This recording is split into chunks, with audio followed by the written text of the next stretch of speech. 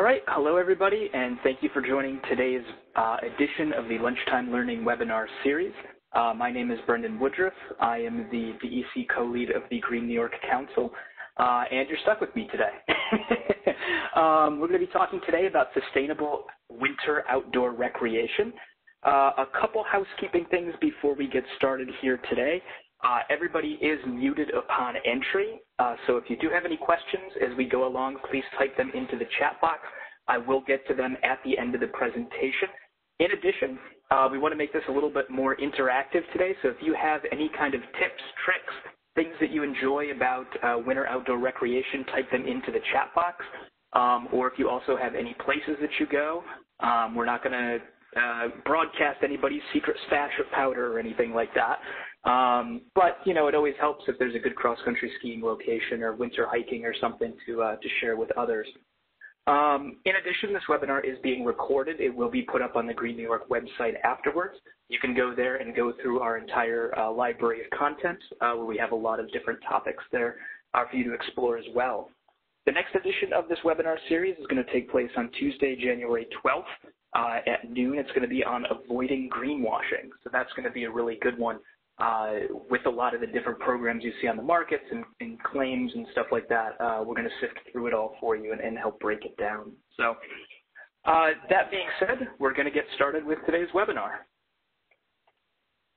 So the agenda today, we're going to go over some winter outdoor recreation basics. We're going to talk about clothing, gear, zero waste lunches, planning where to go, a little bit about sustainable waxes, travel-related tips, and we're also going to touch on etiquette as well. So there's a couple of reasons we wanted to do today's webinar. The first is that we know that with the current situation with COVID and us not being able to do a lot of our normal activities, there's been a surge in people spending time and recreating outside. And that's going to be true this winter as well. They're going to see a lot of people, some of you on the phone or the line here today, might fall into this category, haven't done a lot of outdoor recreation and in the winter, and it's different from the summer. You've got to be prepared. There's different gear, different considerations and stuff like that, so we wanted to make sure that we get the message out on both how to do it right and how to do it sustainably. In addition, we want everybody to follow all COVID restrictions, protocols, anything like that. So as we're talking about stuff here today, some of the stuff is going to be post-COVID, in the post-COVID world, when we're hopefully back to normal. Some of it's going to apply to this winter as well. But just keep that in mind, that no matter what you're doing, make sure that you're following COVID-related protocols, and you can get more information on those from either the New York State Department of Health website or the CDC. One other thing that I've seen popping up recently with that as well is the issue of masks, especially with downhill skiing and even cross-country and snowshoeing as well. There's a lot of winter masks. You know, we always think of wearing face coverings. Some of them have holes in them so you can breathe, which is important when you're recreating or breathing hard. You got a good cardio workout going. But the ones with holes are not going to meet COVID restrictions. So if you are going to a place that's asking for masks, make sure that you're wearing a mask that meets CDC and DOH guidelines. The ones that have the holes in them are not going to do that. So just be cognizant of that as well. And we always want to do something fun for December. So we figured we'd talk about a topic that's a little bit more on the fun side and is definitely not a excuse for me to show off a bunch of lovely photos to you that hopefully will get you thinking about outdoor winter recreation and wanting to get out into the mountains and into the woods as well. So we're going to get started today with some few winter outdoor recreation basics. So this fantastic graphic was put together by the DEC team, the Hike Smart New York and Adventure New York folks. I just want to go through this quick so everybody can see kind of the basics here of things that you want to have when you're hiking, and this would also go for any time you're going into the backcountry, cross-country skiing, snowshoeing, ice climbing, anything like that. First, you want to make sure you have navigation on you, a map, compass, GPS if you have it, insulation, make sure that you've got good clothing. Make sure that you have the gear that you need. It could be significantly different at the summit of a mountain than it is at the base. So you want to make sure that you have traction devices, if you need gaiters, if you need insulated boots, if you need poles. You know, you're going to want to have all that depending on what you might run into at the top. In addition, you want to have a light source. It does get dark really early, and if something happens or the snow is deeper you get caught out, you want to make sure that you have a way to get back to your vehicle. First aid supplies, you're always going to want to have those in the backcountry. An emergency kit, a whistle, signal mirror, flare, some way to call for help. A pocket knife is also helpful as well. Make sure that you have something to be able to create fire with so that you have warmth if you do need it. Nutrition, any kind of high protein, high calorie packs, trail mix, anything like that. Hydration, make sure that you have enough water to sustain you as you're going out there. And then also emergency shelter as well. That can be a space blanket, a tent, kind of ropes, anything to create some sort of shelter. So that's kind of, the basics of if you're going into the backcountry itself, what you want to have. So we wanted to cover that today just to make sure that you have that. And you can find more information about that on DEC's website as well. So clothing. Couple things here. When you're going out for winter recreation, make sure that you dress right for the day. You want to dress in layers. You want to have some sort of a moisture-wicking base layer. You want to avoid cotton, and you want to have a windproof or waterproof outer layer. So look at the weather, but also know that the forecast could be different. Things change, especially if you're out in the lake effect snow belt. You could expect a sunny day, and the next thing you know, there's 2 feet of snow coming down. So on the sustainability front, when it comes to clothing, thrifting and reusing clothing can both bring the price down and is more sustainable. So if you're starting out in outdoor recreation for the winter, it can get expensive really quick, especially when you start looking at gear. So if you're looking at clothing, think about, if there's a secondhand store or you can find stuff online, that's going to be a good way to bring the price down, especially if it's something that you just want to try out or if you're new to it and you don't want to invest a ton of money up front.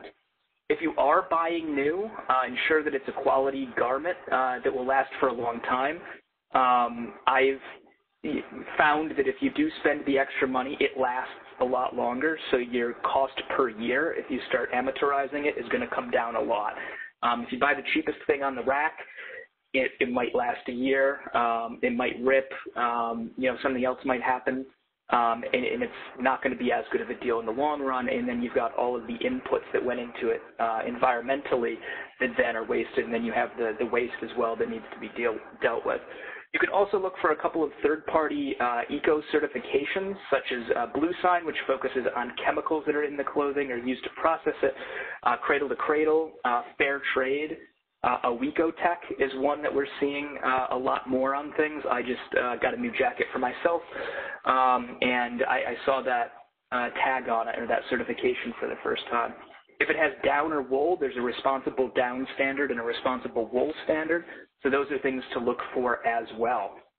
And I put this picture here to show you, and this gets into the next slide as well.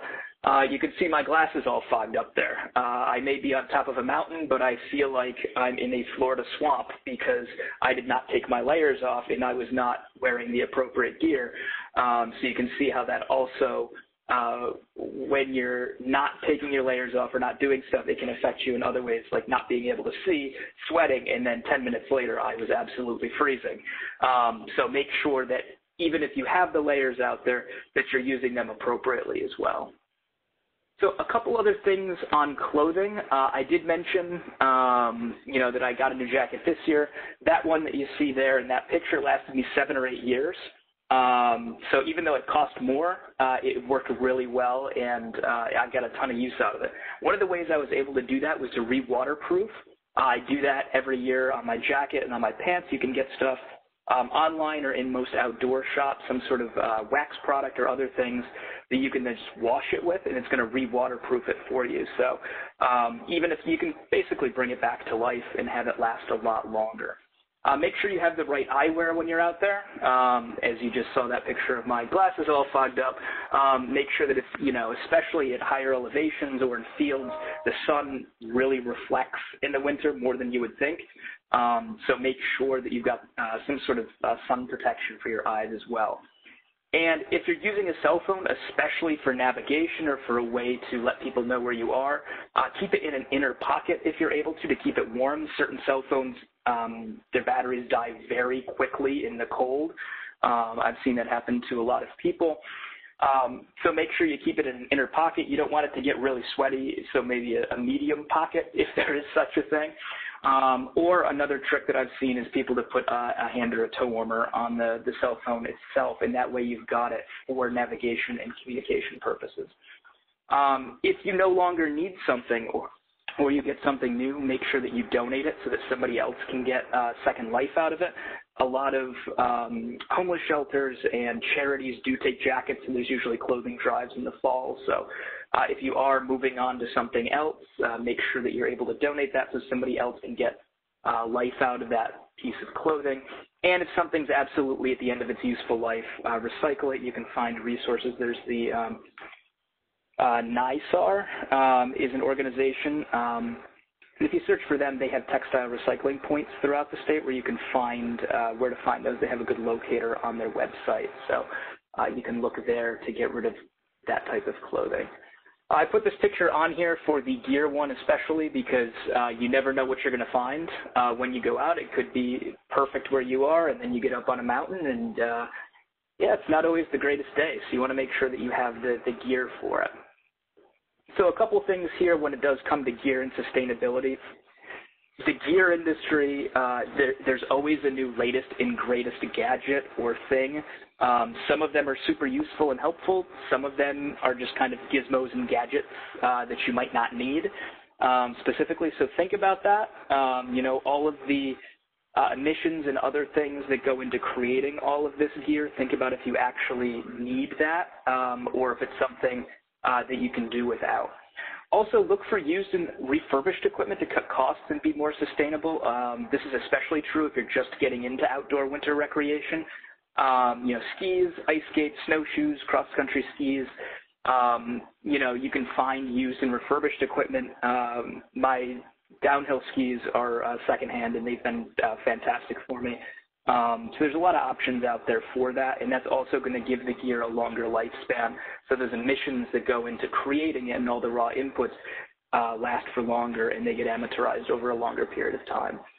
Also consider trading kids' gear with other parents as kids grow and change sizes. That way you're getting the most use out of it.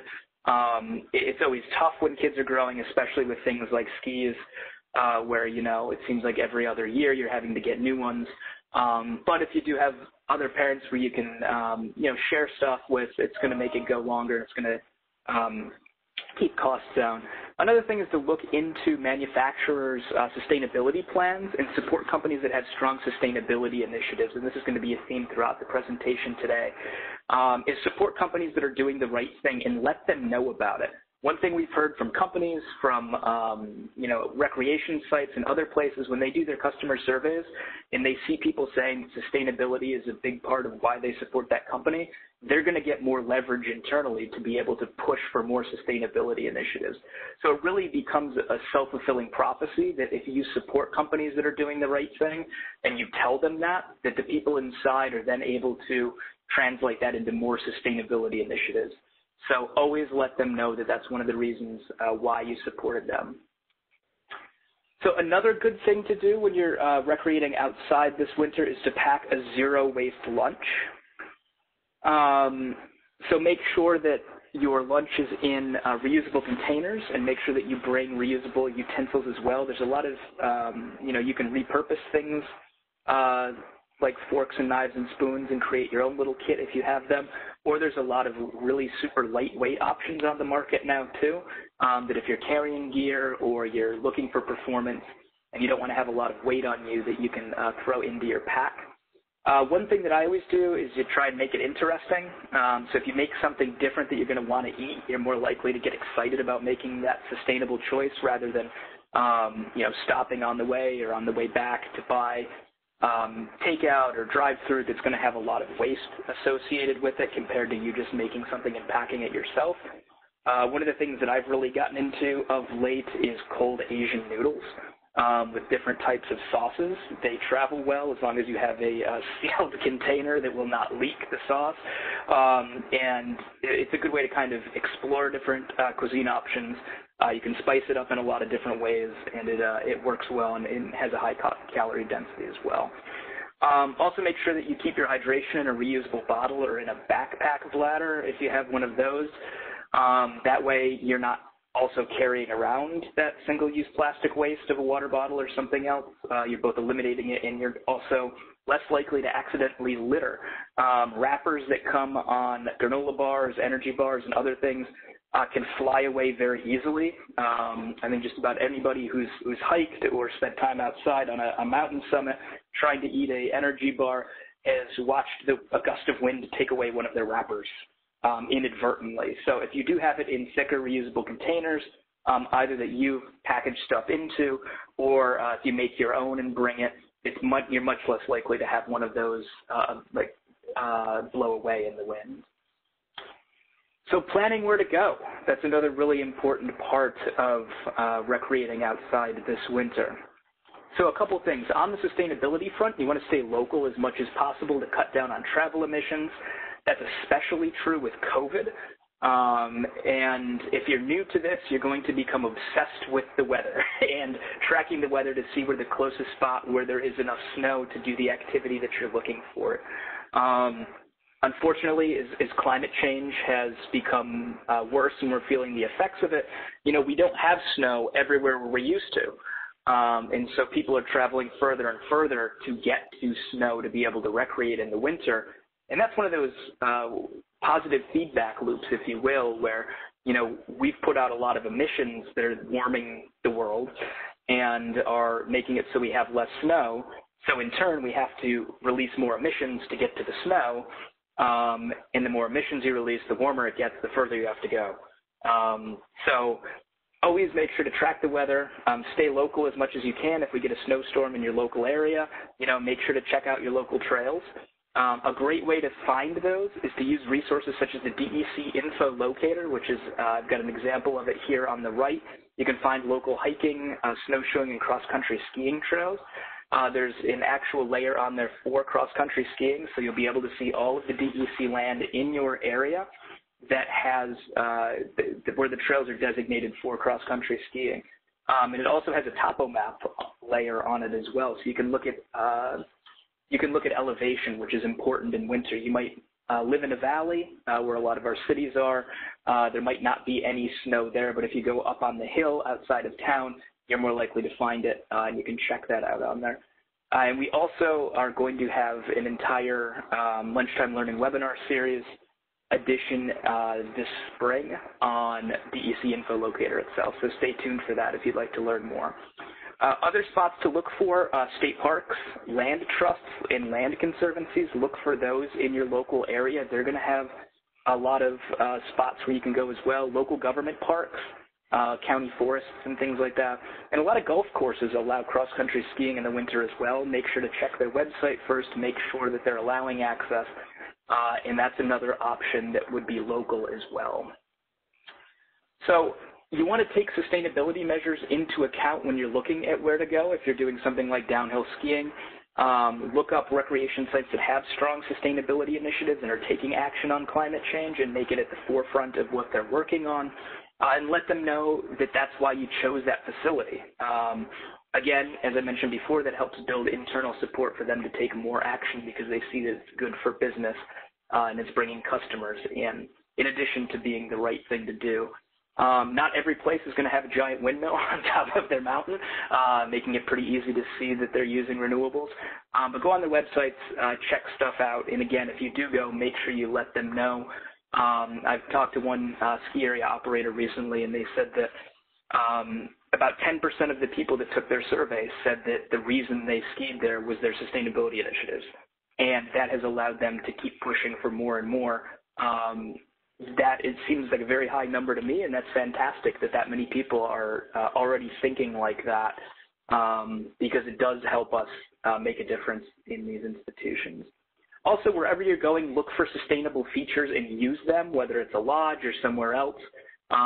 Keep a keen eye out, so when you're having your lunch, if you have food scraps and a place does composting, you're going to know after you eat lunch that if you have any food scraps, you can compost them instead of throwing them in the trash. So always be aware of your surroundings and what's there and make sure to make the most use of them. So navigation, I touched on this a little bit earlier, but just wanted to touch on this here again when it comes to where you're going. always have a map of where you're headed if you can, especially paper map. Sometimes you might have to print one out at home. That sounds kind of counterintuitive to sustainability initiatives, but we want to make sure first and foremost that people are safe. So if you have a map, if you have a compass, it's really going to help you because phones die in the cold.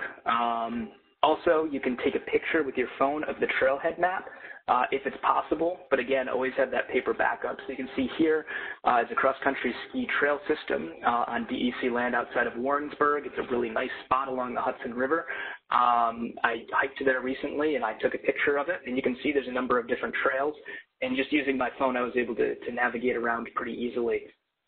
But again, you don't want to have to rely on that, so always make sure you do have a paper backup. So some travel tips when it comes to lowering your emissions through traveling to your spot.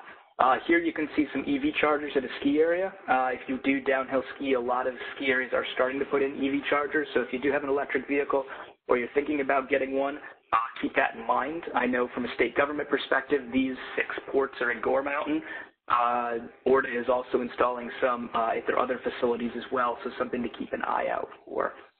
I've used this before, and this is kind of for more post-COVID times, but it gives you a pretty good analysis of travel emissions. Flying, obviously, as most of us are aware, is going to have the most emissions per person. Driving alone has a lot of emissions. And, you know, with COVID restrictions, carpooling's not an option now, but in the future, especially if you're having to drive further into the mountains, to get to the snow or the place you're going to recreate, making sure that you can carpool in the future post-COVID once it's safe again is something to think about because it will significantly lower your emissions. The Thruway Authority and other highway service systems have a lot of park and rides. So even if you're, you know, somebody that you're going with is halfway up along the way, one of you can leave a car at one of those park and rides, and the Thruway has maps of their park and rides that you can see. So that's a really good option for traveling as well once that is safely available again. So if you are staying somewhere, again, this is both post-COVID time and now. I just wanted to re-up this from a previous webinar. Think about the fact that something might be free where you're staying, but it is not free when it comes from an environmental standpoint. You can see here, I took this picture of a continental breakfast in an accommodation I was staying at last year. And every single thing there comes with single-use plastic waste. You know, from a health and safety standpoint, a lot of times that's why they're doing this, to make sure that things are out there like that. But depending on what your plan is, you know, think, do you really need everything you're taking that's going to create that waste or not? And are there ways that you can limit that? So you can see here I've got my reusable coffee mug that I always carry with me and bring into the accommodation to get coffee in the morning. That way I'm not using some sort of a polystyrene foam cup or something else. And again, just think about what you actually need. Also think about, you know, single-use water bottles. Sometimes accommodations put out, you know, do you actually need to take that and use it? And also toiletries as well. So for myself, I've found that I've started using bar shampoo, bar soaps and things like that, and I just bring them in my travel bag as well, so that way I don't have to use the single-use plastic toiletries, most of which are small enough to where they can't be recycled. So something to think about there. Also the general tips, you know, reuse, ask for your sheets to be changed every 2 or 3 days instead of every day, reuse your towels. And then again, kind of think about, you know, what you actually have to use and what the impacts of that are. So wanted to talk a little bit about sustainable waxes here, and this is kind of a new and growing area. One kind of comment on this photo too, and a couple of the ones we've got on here. One of my favorite things and favorite times of the year is December because the light is absolutely fantastic. You know, there's almost kind of a perpetual twilight feeling towards the end of the day, and at sunrise it seems to just last longer. Either that or I'm actually out in the mountains at those times. But if you can, sometime around the solstice, especially in the afternoon, get outside, get a vantage point, and it's just the most beautiful scenery in sunsets and colors that you'll ever see. So that's a good thing to look for as well. So on the wax front, certain outdoor recreational activities are going to require wax.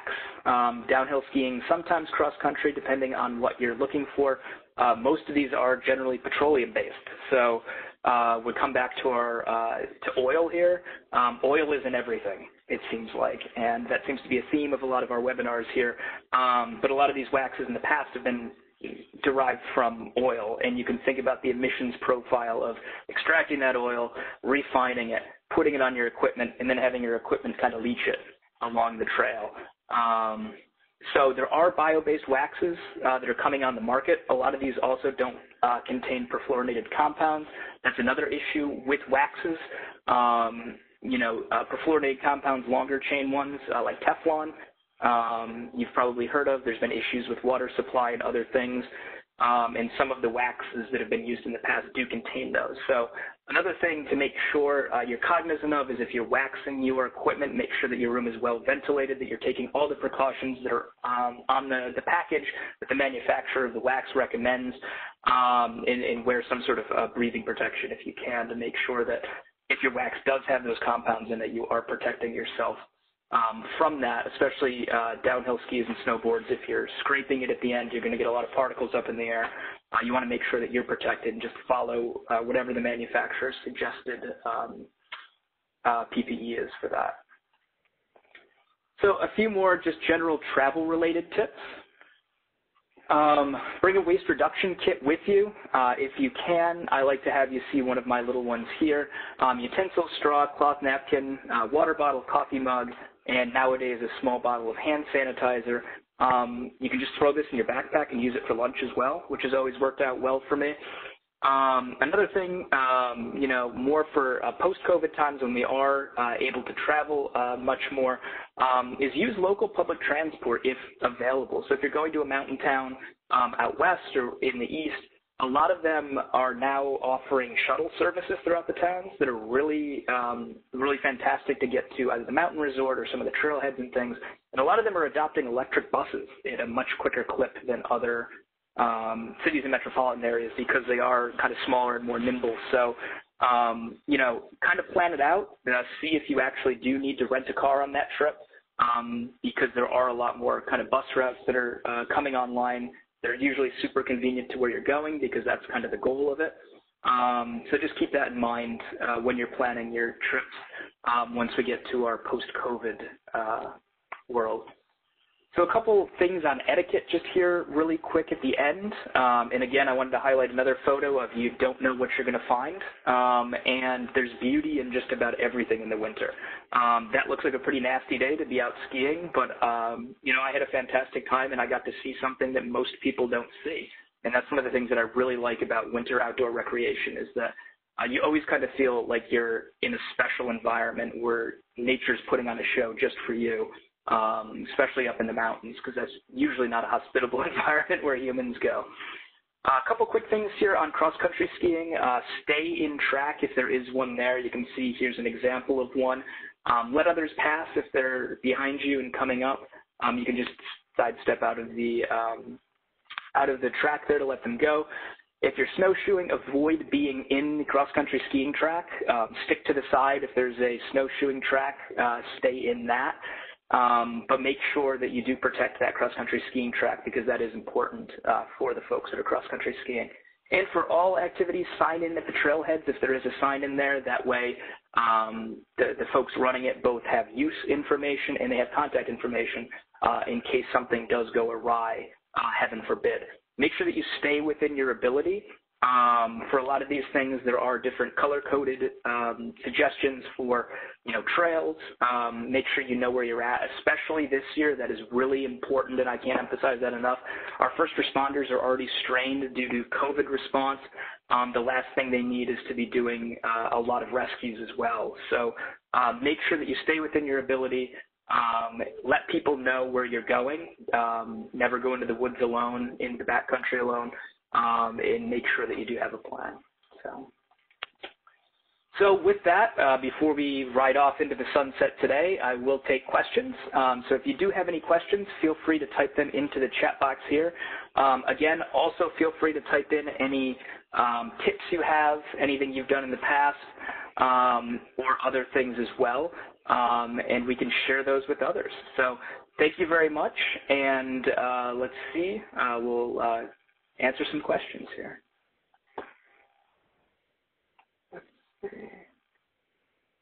So we got one question here that's, what's the difference between a bus and a coach? And that is a very good question. Usually a bus refers to something that you would see as a city bus, something that usually has some standing room. A coach is more kind of a long-haul bus, so you'd see it with the comfy seats, cup holders, usually a bathroom, and they're designed for longer haul travel, and they're usually a little bit more comfortable as well. And let's see here if we have any additional questions. And again, if you do have any questions, please type them into the chat box. I've got another one here. Where are your favorite places to hike? So personally, I have not done a lot of winter hiking. I do a lot of downhill skiing and cross-country skiing. In general, I do a lot of hiking in the Adirondacks. This summer, I've discovered the southeastern Adirondacks around Lake George, Scroon Lake, in that area. There's a lot of smaller hikes there that are off the beaten path that were phenomenal. They were less crowded, and I can imagine they would be really nice places to go this winter as well. So you can check out the DEC info locator or local land trusts and things like that, and they are fantastic resources. So another question that came in here, any suggestions for learning how to navigate with a map and compass? Yes, that is a very important skill to have before going out into the backcountry. I would say if you have a gear shop that you work with, ask them. Sometimes they will offer classes. There's also online classes. The other thing I will suggest with that is to make sure that you practice before you go out with a map and compass. Go out in your backyard, make sure that you're comfortable and able to go from point A to point B efficiently with that and safely. So check your local gear shops, and then also make sure that you can use that. Another question here, favorite trail at Gore Mountain? That is, I will not give up any of my secret stashes there. But I would probably say the Dark Side Glades if I had to pick one, over underneath the High Peaks chair, which is new this year. They've got a nice pitch to them, and that kind of dark side over there is where I like to spend a lot of my time. When will you post this to the Green New York webpage? This will be posted soon. We'll get the recording, and hopefully in the next few days this will be posted on the Green New York website, and you can find it there and share with others. Where is your favorite place to ski with kids, and where is the best place to go outdoors during the pandemic with kids? So, favorite place to ski with kids, I would say any of the local mountains. I grew up in central New York, and all of the ones in that area are fantastic. I would say start small. If you're, look for your local places. A lot of them also have really good deals on, I'm not sure this year with the pandemic, but lessons and things like that. So I would say, find your local hill, support your local hill. They're going to need it this year with, everything that's going on in capacity constraints, and they usually don't have the resources if they have a bad winter or something else to get through. So best places to go with kids, I would say go on the DEC info locator, look up your local land trust, and find local spots near you. I've gone through this fall and found more places in the Capital District and in the Mohawk Valley than I ever knew existed. And a lot of them are just small. Like I found one behind a box store that was about 15 minutes from where I live.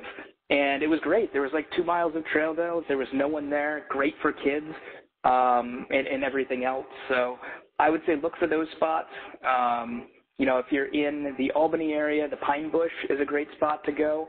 And the local land conservancies, there's the Rensselaer Land Trust and the Mohawk Hudson Conservancy. Those are great. If you're in the Mohawk Valley area, the city of Utica has some really nice parks with some switchbacks and other things that are really nice to go to in the winter as well.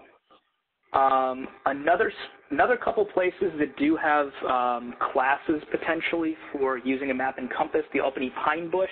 And again, some outdoor retailers do have that as well. So the Albany Pine Bush is a place to try. Another good comment here is renting gear to make sure you enjoy the sport before buying. That's much easier when it comes to things like downhill skiing and stuff like that. But another thing I didn't mention before is for cross-country skiing. There are some cross-country ski areas where you can go and you can actually rent equipment and do other things. They groom the trails. They maintain them really well. So if you want to try cross-country skiing, look for a spot like that that has rentals, and then you can see if you like it. And then again, if you do, look for, do you really want to spend all the money on the new equipment, or can you find used equipment that works just as well? Another person just mentioned the issue of PFAS in waxes and also in clothing. Some outdoor gear, you're going to want to look for that, especially the outer layers, because PFAS seems to be in a lot of consumer products. So make sure, if you're looking at waterproof gear, check and see if that is something that is in the outer layers. So that is a good point there. Let's see, do we have other things that have come in? And again, if you do have any further questions, feel free to type them into the chat box or other things here. I'm just going to check. And I guess the final things I would leave you with while we're waiting to see if there's any more questions that come in is, make sure you're prepared. Know before you go, follow the weather. I would say over-prepare as much as you can. Make sure that you're good to go. And then follow all of the, COVID-related restrictions that are out there this year. And again, the masks issue as well. Make sure that you're wearing a COVID-approved mask from either the CDC or that meets CDC or DOH kind of guidelines instead of the kind of face masks that have holes in them too. Another question that came in, any recommendations on heated gloves and attire?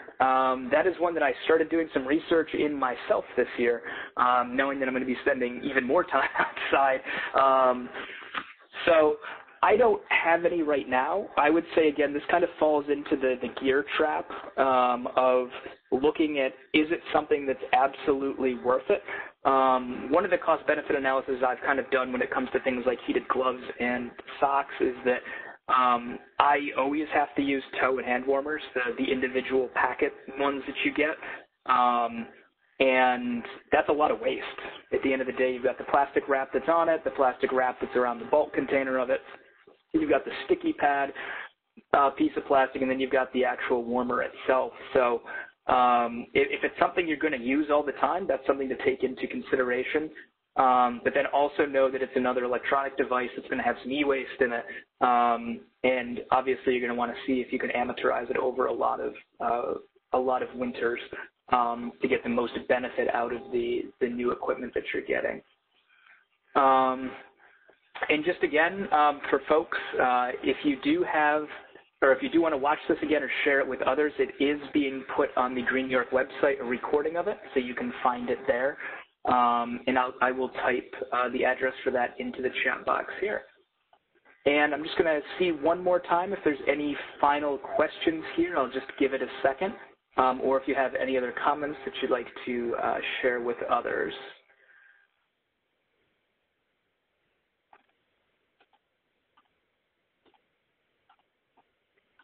And seeing none, I want to thank everybody for joining the webinar today.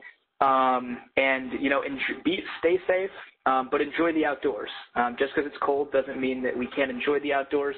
And as I mentioned before, it is one of my favorite times of year to be outside, especially here in December with the fantastic light we have. So if you haven't before, find a viewpoint around 3 to 5 o'clock, somewhere around the solstice, kind of soak in the peacefulness of hopefully there's snow, of just the sound dampening quality, and just enjoy the color show that nature puts on. So thanks a lot, everybody. Enjoy winter, and we'll see you next month. That's, again, Tuesday, January 12th is our next one on avoiding greenwashing. Thanks a lot, and have a good one, everyone. Bye.